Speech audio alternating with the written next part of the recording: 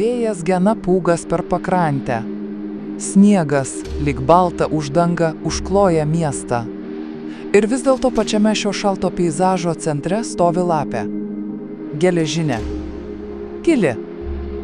Bet budri. Sako, kad lapė sukurta tam, kad miestas turėtų savo pasaką. Žiemą ši pasaka tampa dar ryškesnė. Pūgoje lapė atrodo lyg gyva, tarsi saugotų ežerą, žmones ir jų prisiminimus. Prie jo sustoja praeiviai. Nusilenkia. Paliečia šaltą metalą. Ir trumpam nusišypso.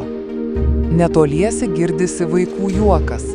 Sniegu apsnigtose aikštelėse vaikai čiuožia, žaidžia, stato sniego pilis, o lapė stebi. Kantriai. Lyg senas miesto sargas. Žiema čia nebaisi. Ji tik dar viena istorijos dalis, kurioje geležis, ledas ir žmonės trumpam susitinka vienoje pasakoje,